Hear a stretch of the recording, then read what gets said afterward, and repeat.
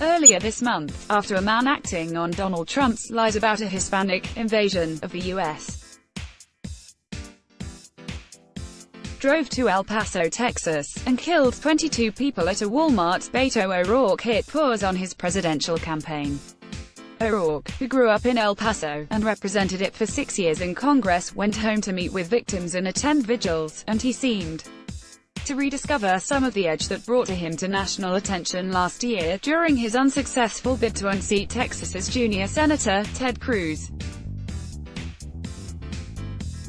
A day after the shooting, when a reporter asked him if there was anything that Trump could do to make this any better, O'Rourke, throwing his hands in the air, said, "Members of the press, what the fuck?" O'Rourke's preferred speaking style is off-the-cuff, no notes. His campaign likes to remind people, which, in practice, can make him seem searching and unfocused. But, after the shooting, he homed in. "It's these questions that you know the answers to," he told the reporter. "I mean, connect the dots about what he's been doing in this country." On Thursday, O'Rourke delivered a speech that was billed as his return to the trail. He spoke outdoors, with El Paso stretched out behind him, in a park he used to walk through to get from his house to his high school. "I gotta tell you," O'Rourke said, "there's some part of me, and it's a big part of me, that wants to stay here, and be with my family, and be with my community." He spoke of his overwhelming pride in El Paso, and addressed his critics in the Democratic Party who have soured on him as a presidential candidate. "There have even been some who have suggested that I stay in Texas and run for Senate," he said. John Cornyn, Texas's senior senator, is up for re-election in 2020, but that would not be good enough for this community. That would not be good enough for El Paso. That would not be good enough for this country. We must take the fight directly to the source of this problem. He meant Trump. And yet, in a way, he agreed with his critics. He didn't want to return to the campaign trail he'd left behind, where he'd been floundering, bad polls, bad press, bad debate performances. "I know there is a way to do this better, and that came to me last week," he said. He wouldn't be going back for corn dogs in Iowa. Instead, he said, he'd go to those places where Donald Trump has been terrorizing and terrifying and demeaning our fellow Americans.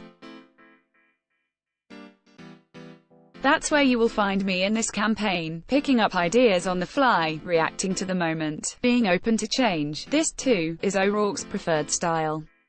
Since Thursday, he has been to Mississippi, Arkansas, Oklahoma, Kansas, and Missouri. These are not early primary states, they are not general election swing states, and they are not traditional hubs of Democratic Party fundraising, and, therefore, they are not places where presidential candidates spend much of their time. In Arkansas, he stopped by a gun show, where he spoke with vendors about background checks.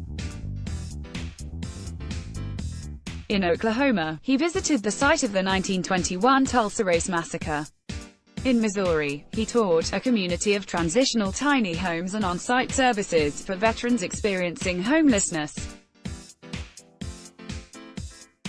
Earlier this year, he told a questioner at an event, "Let me learn from you and not try to pretend that I have the answer." Now, searching for a way to run the kind of anti-campaign he prefers, he appears to want to elevate that notion to campaign slogan. It's a tempting idea, up to a point. Why should our politicians pretend to know everything? Shouldn't people outside Iowa and New Hampshire get more of a say in the Democratic Party's next nominee? But, already, O'Rourke's campaign has come up against the realities of a presidential bid. While focusing on El Paso was absolutely the right thing to do, being off the campaign trail for 2 weeks has put the campaign at a disadvantage, his campaign said, in an email to supporters, on Friday. "In fact, our finance team crunched the numbers and we need to raise $467,000 more by the end of this month to close our fundraising gap." Was it really the previous 2 weeks that set O'Rourke back? There was talk of him running for president even before the end of the 2018 Senate race. Then he lost, and those calls were dampened but didn't go away. It was a moment when the Democratic Party wasn't at all sure what kind of leader it wanted. But O'Rourke has found it difficult to find broad support outside of Texas. It didn't help that he wrote meandering blog posts about road tripping and made a crack about his wife, Amy, raising their kids, sometimes with my help. More generally, his positions weren't enough to win the activist left nationally, and his resume wasn't enough to impress the more moderate middle. He spoke powerfully about the lessons that El Paso could offer the rest of the nation, but had a harder time convincing people that he understood the rest of that nation.